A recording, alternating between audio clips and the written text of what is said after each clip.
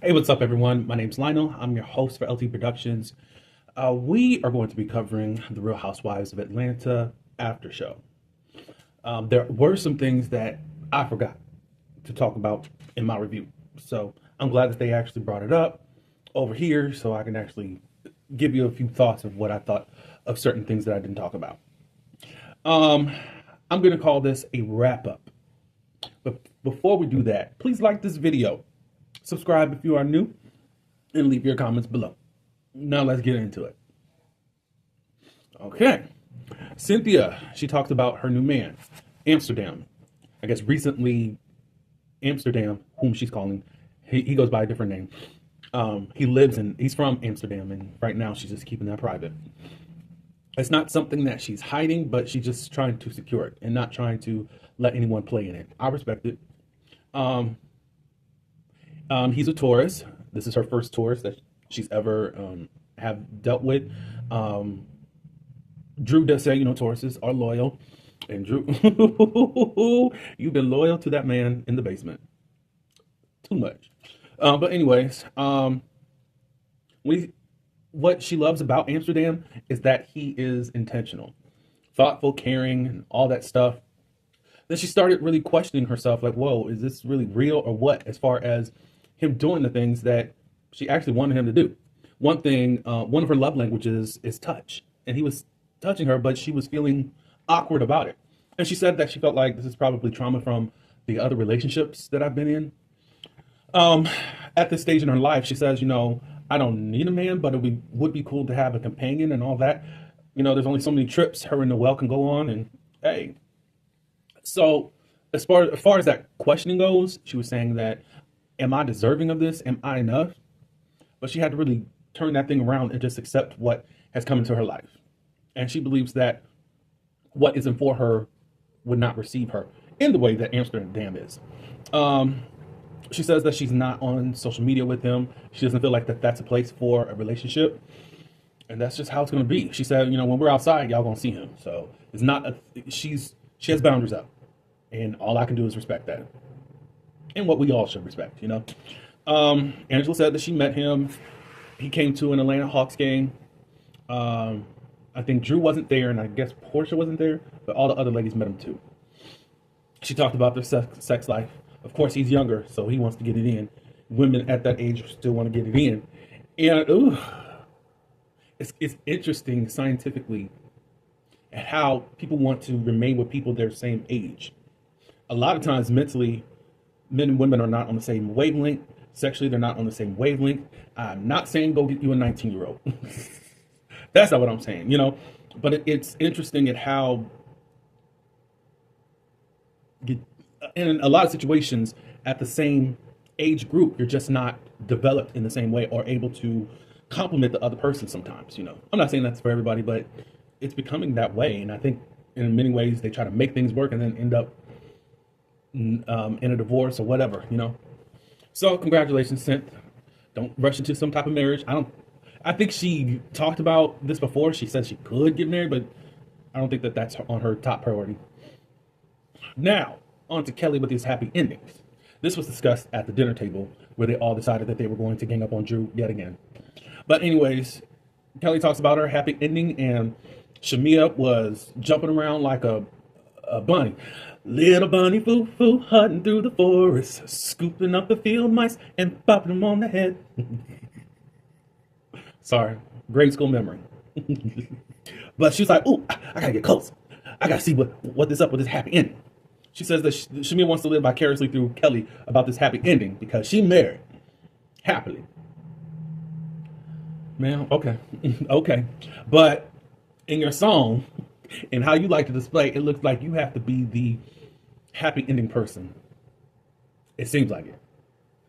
You never had her song, so I don't know. But we're gonna go with you. But you look kind of interesting at how you really getting so anxious to hear Kelly's happy ending story. All right, Kelly gives it and all that. She said that she's not telling who the person is. I gave you the details of what went on, and da da da da da. And she said, well, men get to tell their happy ending story, so let a woman tell it too. So cool. This whole Drew and Portia situation. Portia admits that she was heavy on Drew as far as, wearing her out and on her neck. She felt like that there should have been a principle between the principle of her, since we were friends, we shouldn't be doing this, da da da da da. But aren't you more connected to your baby daddy that you have exchanged saliva, you have mixed DNA to make a child? For some reason, women always get the punishment out of anything, and it could still be just harmless. After a while, she was like, look, let me go try to fix things with my baby daddy. After threatening and weaponizing your child in custody. We remember that. That was like episode 2 or 3. We remember that, ma'am.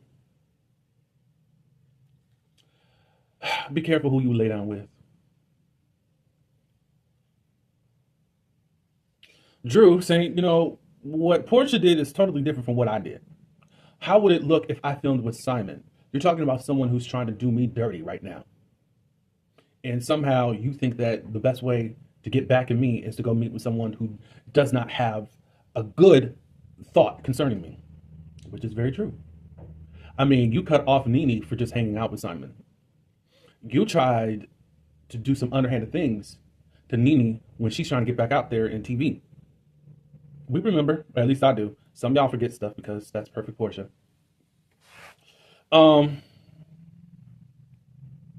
At this point, she says, look, I acknowledge that you didn't get a text from me.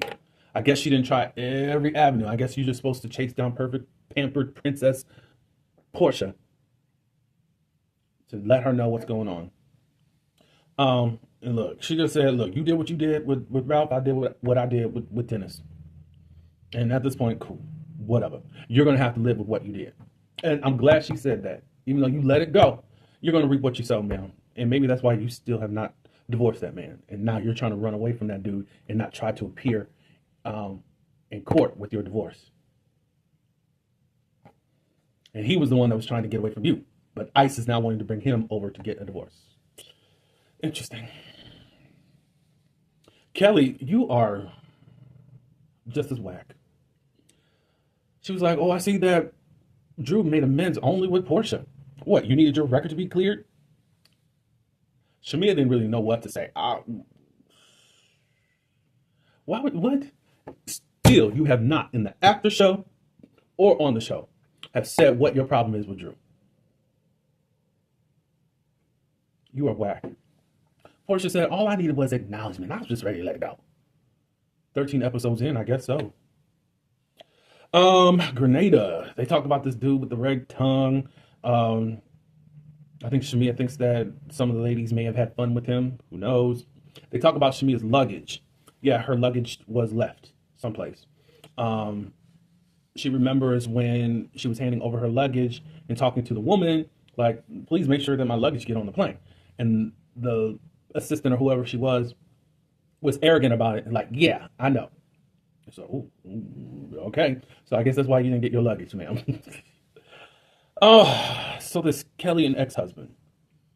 I did not mention this. Kelly talked about, had her publicist over, Lamont. Shout out to Lamont.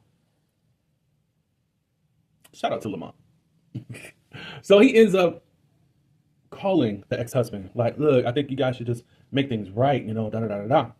The ex-husband has no plans on doing that. He said, no, she's the devil, da da da da da da da. After Lamont told her that, she said later that day, I just cried because it's just not making any sense as to why we just can't try to get along.